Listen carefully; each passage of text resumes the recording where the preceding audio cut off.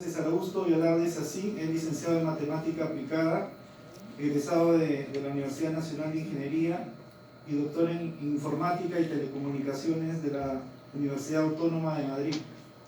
Ejerció la docencia en la Universidad de Lima, llegando a ocupar los cargos de decano del Programa de Estudios Generales y vicerrector de esta casa de estudios.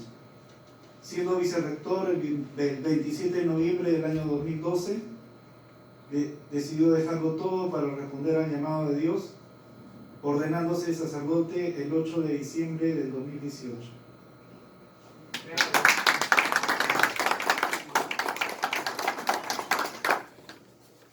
Perdónenme un segundito que voy a hacer las cargas respectivas.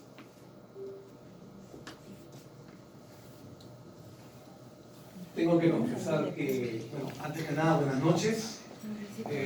Tengo que confesar que este título no lo he puesto yo, pero me ha servido muchísimo para orientar la charla, la reflexión que vamos a hacer en estos minutos. Es la integración, vida y fe, no solamente para ingenieros, pero en todo caso es lo que he estado pensando en cada momento que escribía las líneas de esta presentación, que se las puedo dejar por intermedio de Jorge porque no le he dado nunca en ninguna empresa, por si acaso, ¿ya? Pero me ha dado unas ideas, he dado reflexiones en Invetsa o en algunas empresas y nunca se me había ocurrido esto tan bonito, así que ustedes están inaugurando en todo caso esta temática.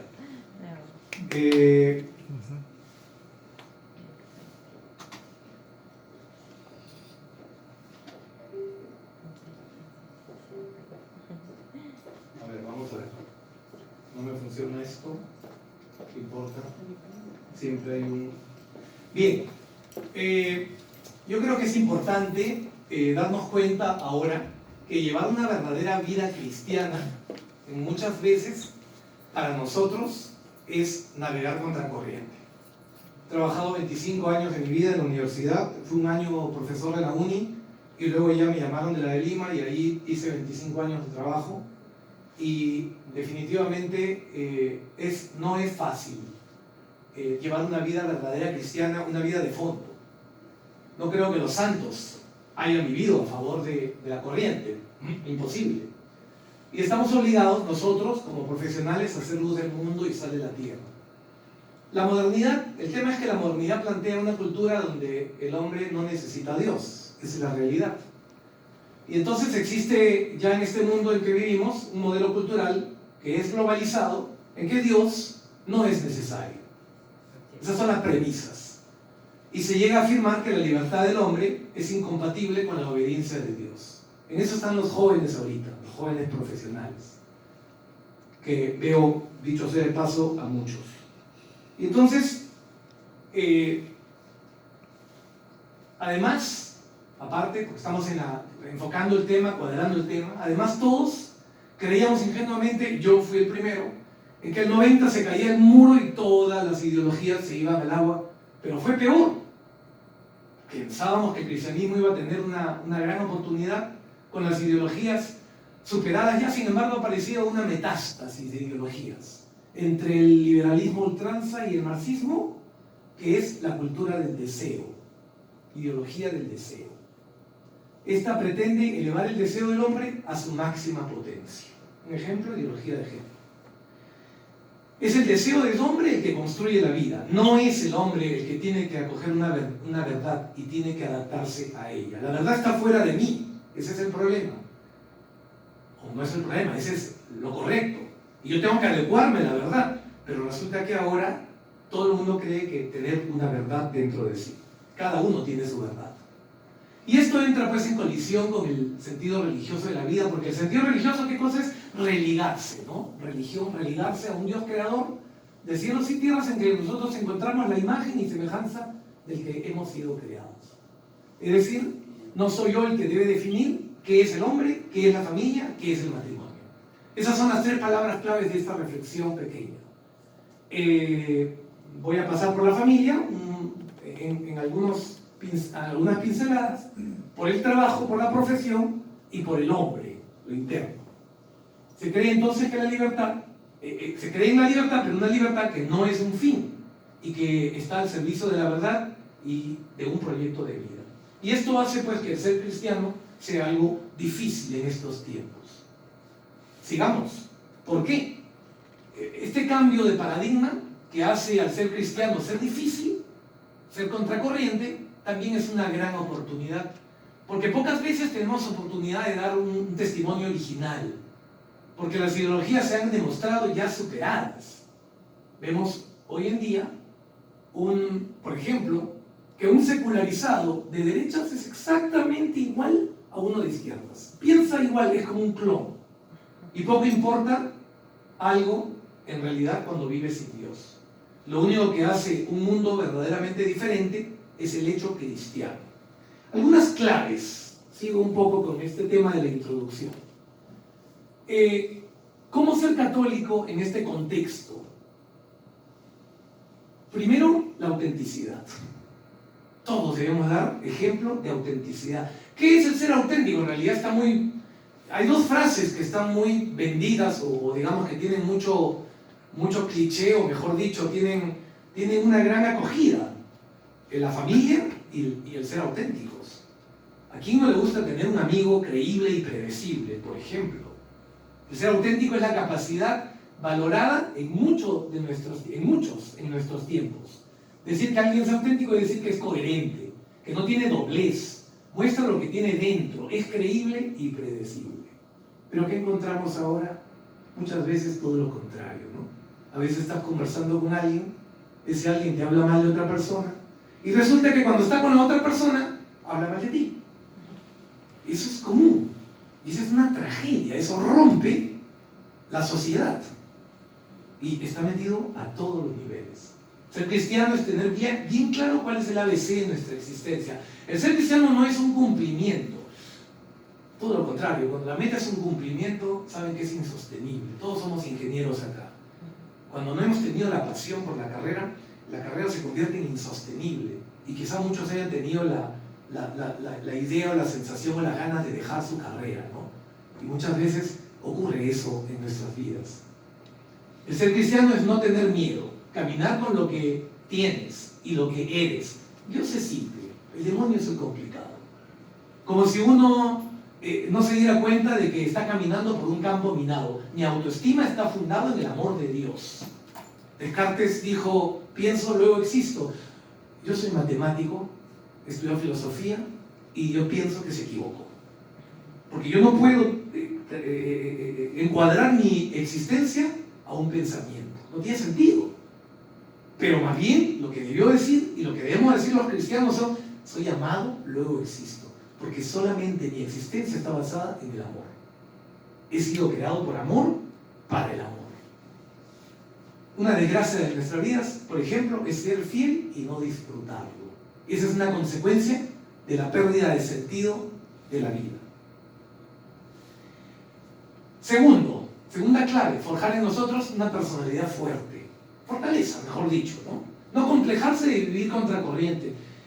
Tradicionalmente el Evangelio ha hablado de tres enemigos: el mundo, el demonio y la carne.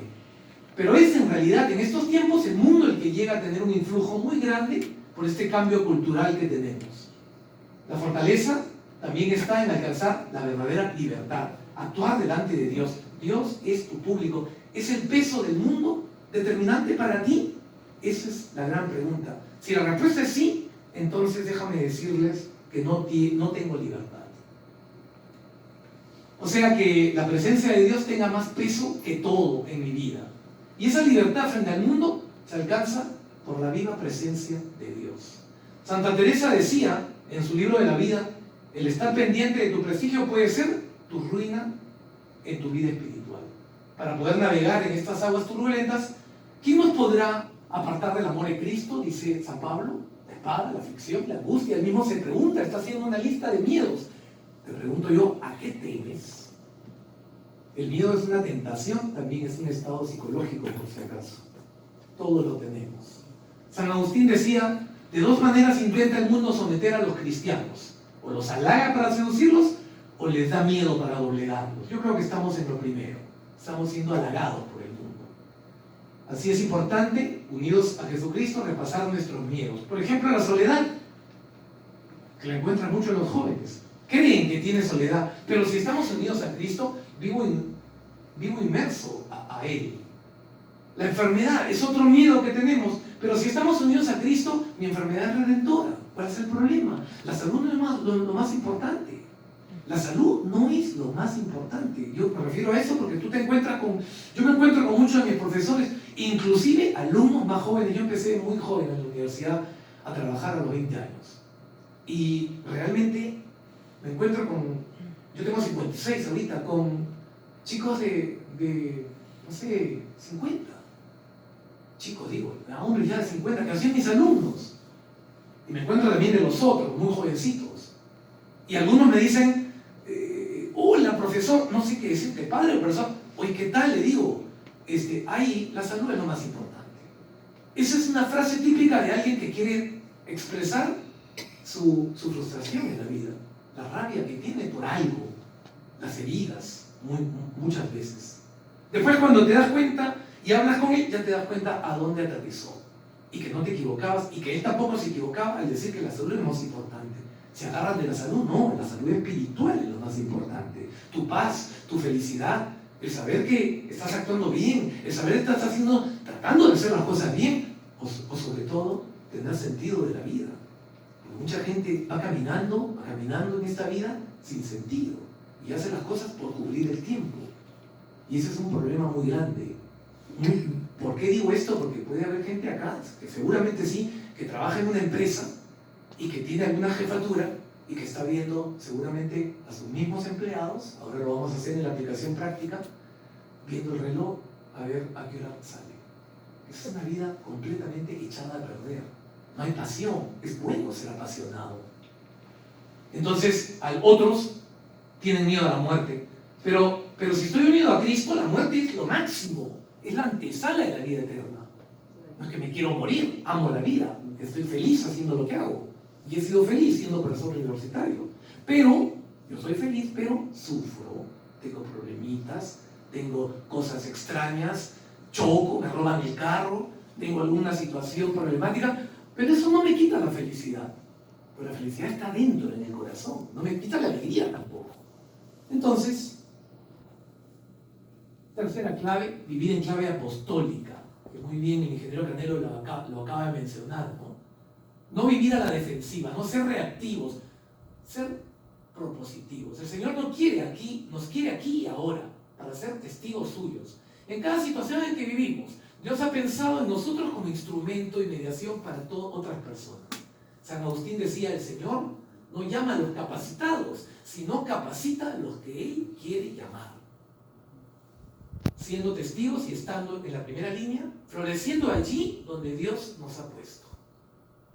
Nunca hay que decir, me equivoqué, estoy frustrado. No, Dios te ha puesto ahí, ha permitido que estés ahí. Pues hay que florecer y hay que tratar de sacar frutos al máximo posible. La alegría cristiana sobre la que tanto insistió el Papa en Evangelio Gaudium, la alegría del Evangelio. Nuestro mundo, en la medida en que ha ido perdiendo la fe, se ha hecho cada vez más triste. El mundo es triste, desgraciadamente. Vemos que la diversión se ha vuelto ya un objeto de consumo. Hay que comprarla, hay que entrar a un lugar y hay que pagar por divertirse. Antes no era así. Mis abuelitos, yo me acuerdo, mis abuelitos armaban la felicidad y la alegría sin pagar, en la familia, yendo a un sitio con sus ollas, sin gastar ni medio. No lo digo porque eran tacaños, para nada.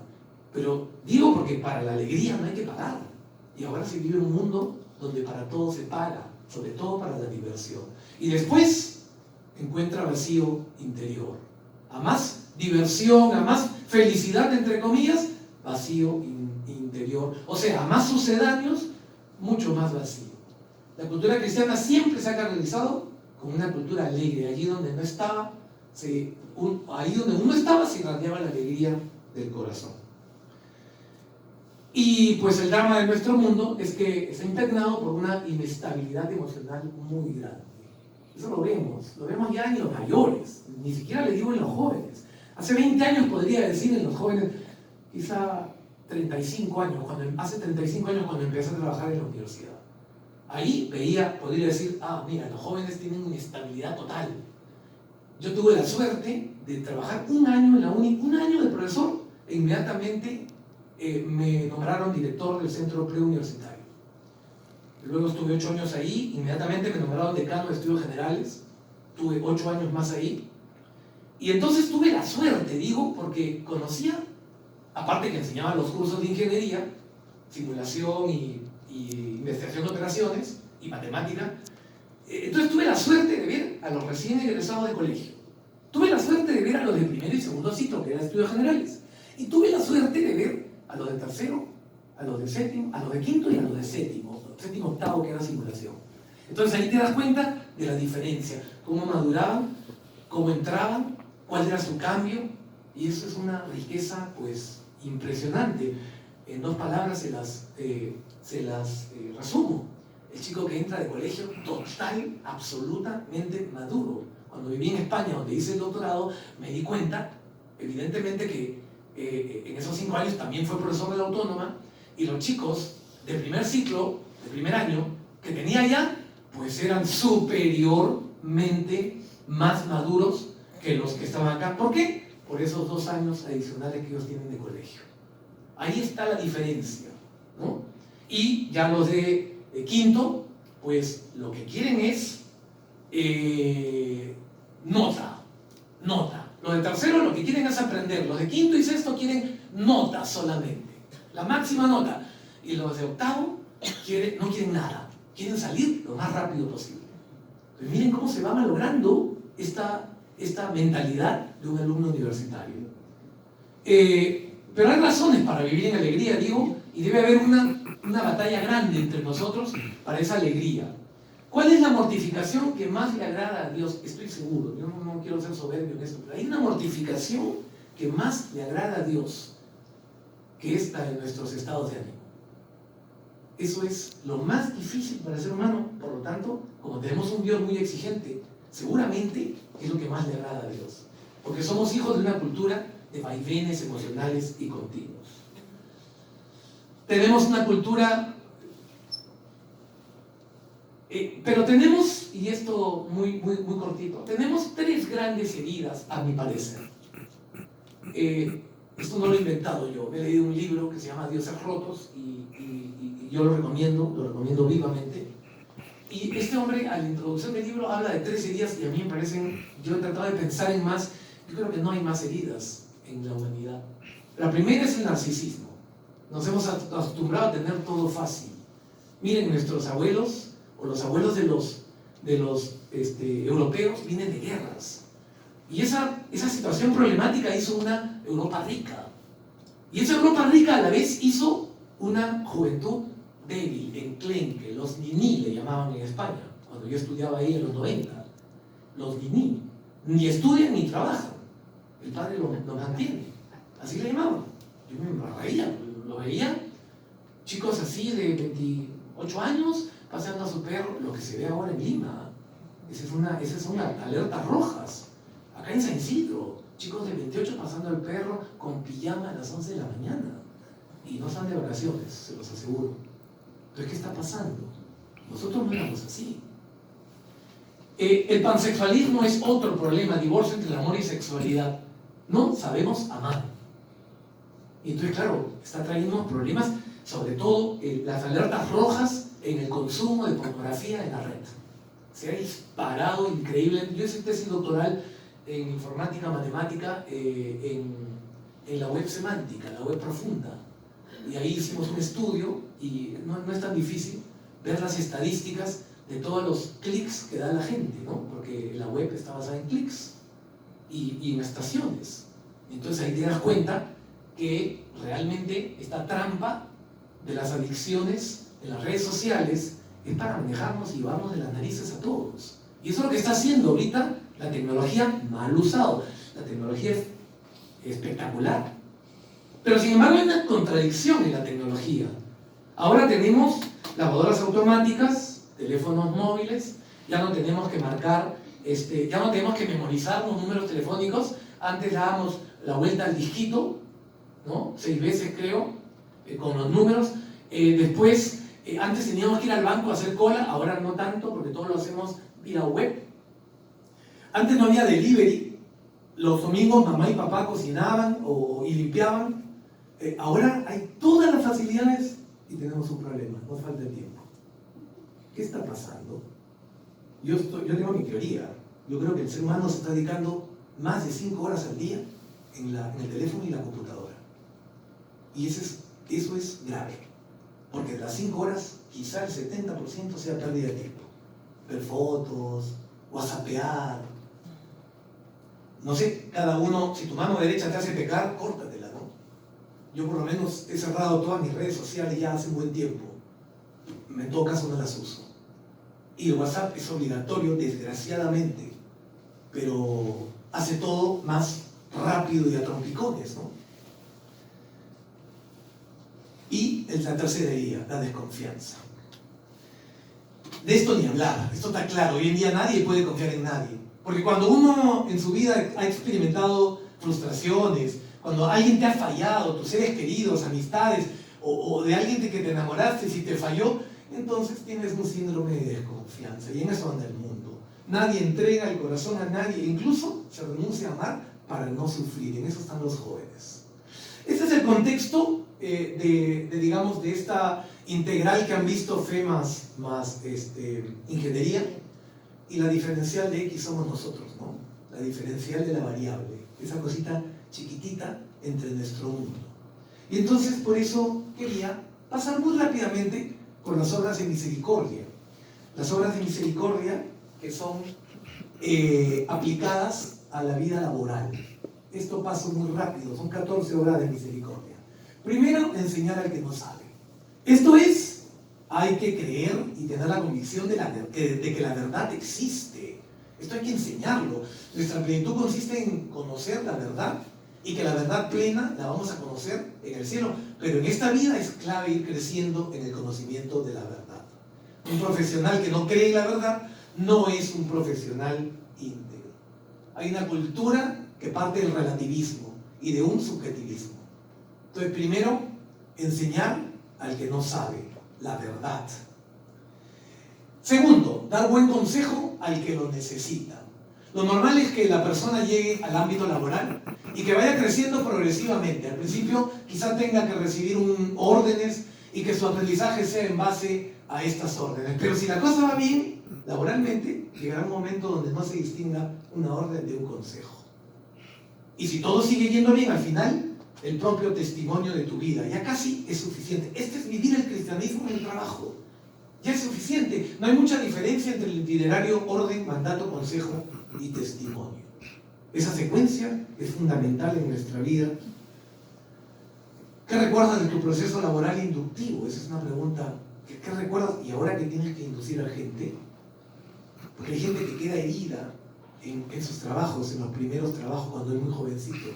Y ahora yo lo veo mucho, profesional joven que sufre con sus jefes, los destrozan, los hacen sentir mal. Y claro, ¿de dónde viene eso? Eso viene de una experiencia equivocada, ¿no? De una experiencia no asumida.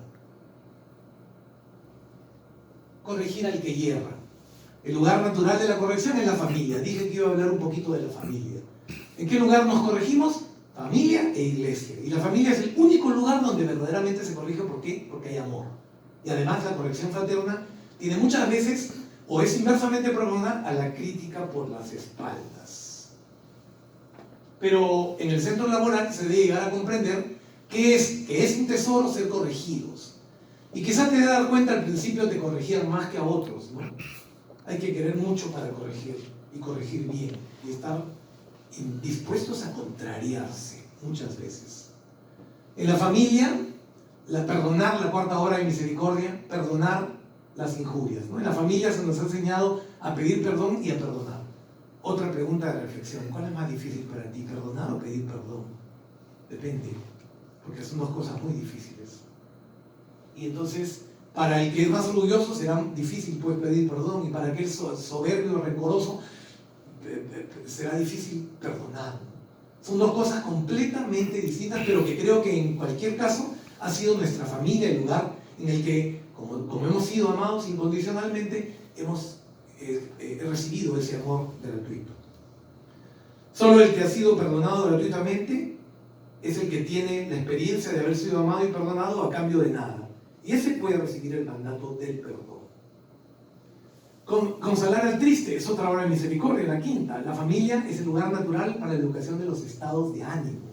A veces en las calles se disimula, uno tiene cierta capacidad de disimular, pero en el seno de la familia es difícil disimular los estados de ánimo. Es difícil llevar la máscara puesta todo el día. A mí me pasa, la señora viene y me dice, mi esposo es regio en el trabajo, pero en la casa es un león.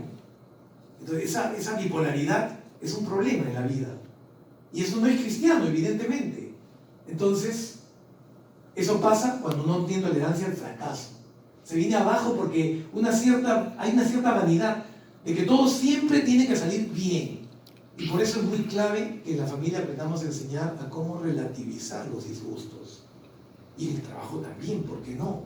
Tratar de entender que nosotros debemos poner nuestra alegría en los valores esenciales. Educar el amor propio, y eso únicamente se puede hacer en el seno de la familia. ¿Por qué? Porque nosotros ingenieros venimos de una familia. Por eso que no se puede desligar la profesión de la familia.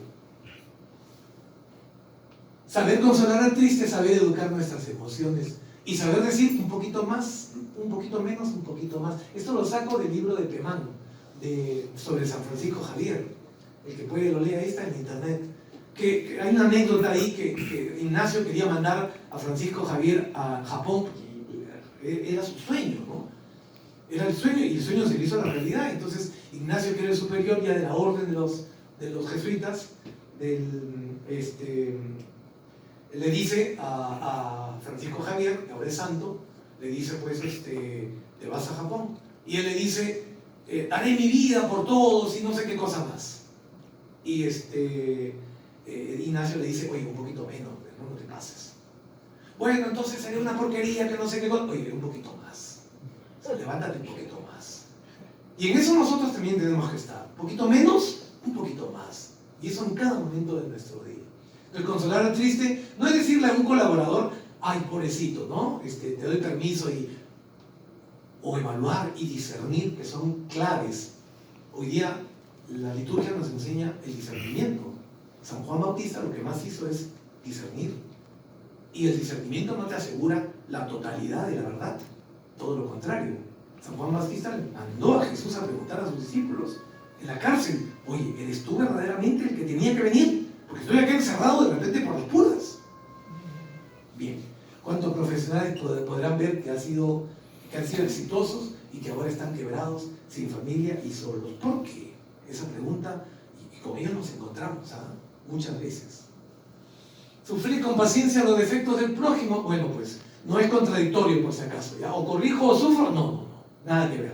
Aquí la clave está en compaginar las ideas digamos, los más altos ideales con la paciencia, lo trascendental. Eso es lo que se corrige, no las cositas chiquitas. Ambas cosas son ciertas. La clave está en amar al otro tal cual es, con la firme esperanza de que pueda ir creciendo. Y un signo negativo de las correcciones es no aguantar al otro. Me cae gordo, no lo aguanto. Y eso es un profesional que no quiere ser cristiano. Las filias y las fobias son un gran pecado, de los peores. Me cae gordo, le doy la ley. Es mi pata, entonces todo para él. No tiene sentido. Rogar a Dios por vivos y difuntos. Bueno, la familia pues es el lugar donde aprendemos a orar.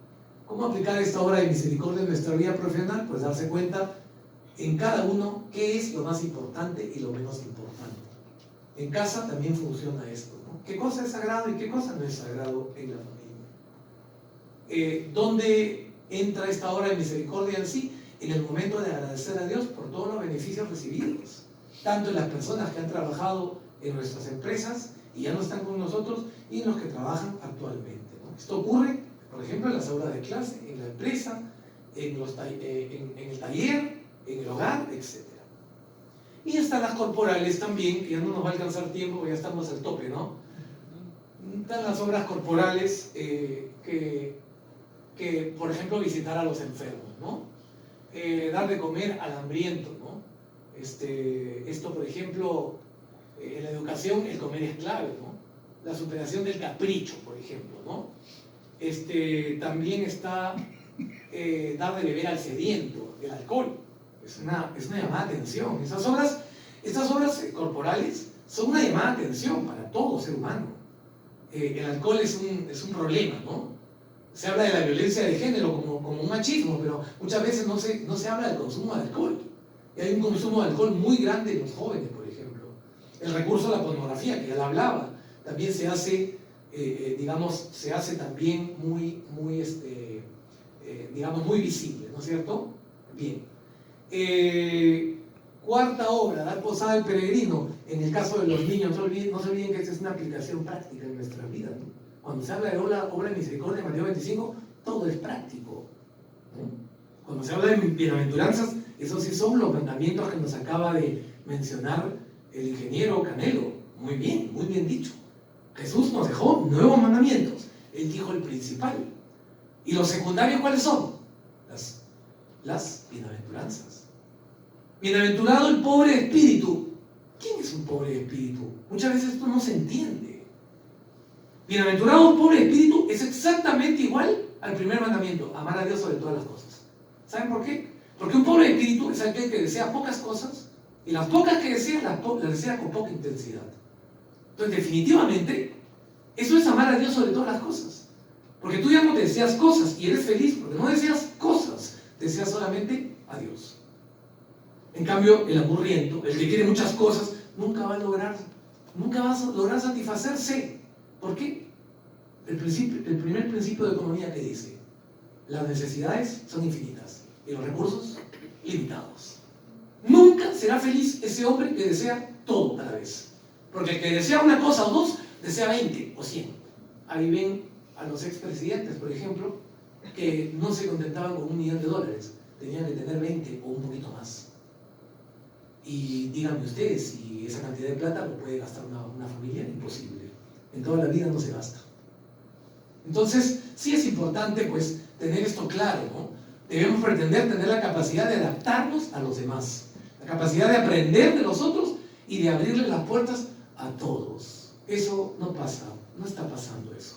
Ni en la sociedad civil y en la iglesia tampoco está pasando, por si acaso.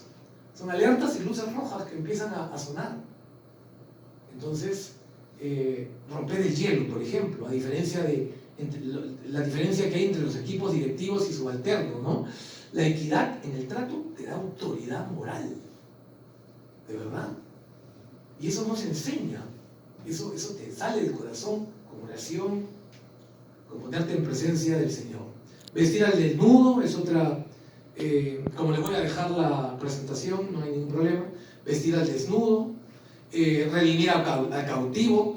¿Qué esclavitudes se están generando ahora mismo en el interior? Esa es una buena pregunta de reflexión para todos. Para mí también, yo me la he hecho cuando escribía, cuando Rubén me llamó y escribía esta presentación. ¿Qué esclavitudes? Esta es una sociedad que es una escuela de adicciones. Cuidado con engancharse con algún vicio, por ejemplo, ¿no? Tú le preguntas a un niño y te dice: está enviciado ese, está con la Play, está enviciado, ¿no? Los niños lo tienen claro.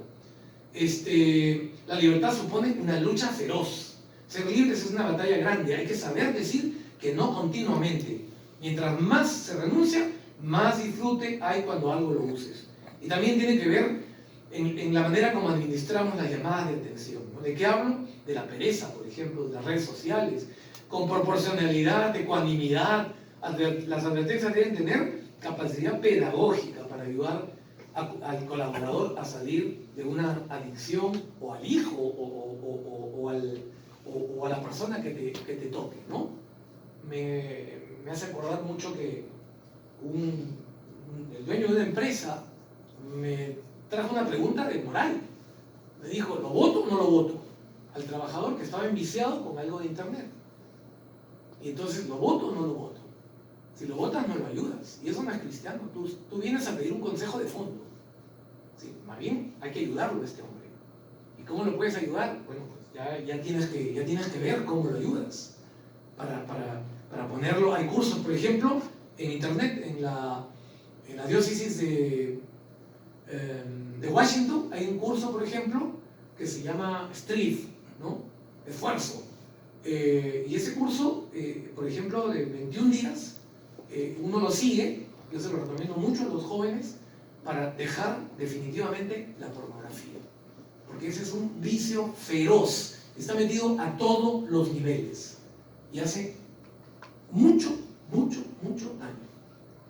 Y no se pueden imaginar a dónde está metido más, en los matrimonios.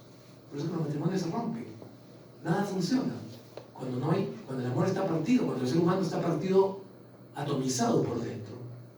Y a veces pues debemos normar para ser librados de las adicciones. Y bueno, enterrar a los muertos, solamente esto es importante porque claro, esto hay que expandirlo, ¿no? Existe un sacramento que se llama la unción de los enfermos, pero también es importante saber que las cenizas no se botan al mar, pues. No, es que mi papá quiso, pues le encantaba el mar y fue, le echaron al mar. No. Miren, antes, digamos, los sitios, las ciudades estaban como círculos concéntricos y en el círculo más exterior estaba la ciudad de los muertos. Ahí enterraban a todos los muertos. Y esa ciudad se llamaba Necrópolis, ¿no? La ciudad Necrópolis, la ciudad de los muertos.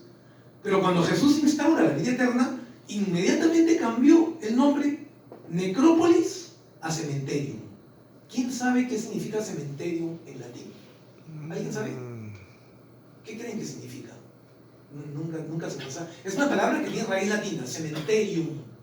¿Saben qué significa? Dormitorio. Allí duerme. Por eso es que se llama cementerio. Allí duerme. Ahí está la vida eterna. Queridos ingenieros, queridos hermanos y hermanas, para mí de verdad que ha sido un gusto. He aprendido muchísimo preparando esta presentación, esta reflexión. Me ha hecho pensar en muchas cosas y yo creo que vale la pena reflexionar sobre estos temas que son importantes, porque ahora llegan a sus casas, ¿no? Seguramente tienen hijos jóvenes o chiquitos o mayores, y entonces todo lo que nos hace pensar, lo que nos hace remover nuestro corazón, deberíamos digamos, implementarlo cada vez más con nuestra espiritualidad, con un libro de lectura por ahí obligatorio, porque solamente cristianos de misa de domingo no alcanza. No la hacemos. Yo les digo por experiencia propia. Yo he sido un católico de misa dominical durante 45 años de mi vida. Misa dominical, inclusive sábado, con mi papá, con mi mamá, cuidándolos. Ya mi papá falleció, mi mamá está muy enfermita ahora. Y todo lo que he aprendido en estos 10 años, metido, seminario, diaconado, sacerdocio, pues no puedo decirlo, es infinitamente más, es una potencia la n cuando n tiene infinito, de lo que podía saber cuando solamente era un cristiano de misa dominical. No sé si hay alguna pregunta entre ustedes. ¿Alguien quiere preguntar algo que le haya llamado la atención? Algo que le haya hecho pensar demasiado. Hay dos posibilidades. Cuando no han entendido nada, pues han entendido todo. No queda otra. Bueno, muchísimas gracias. Un gran abrazo y muchas bendiciones.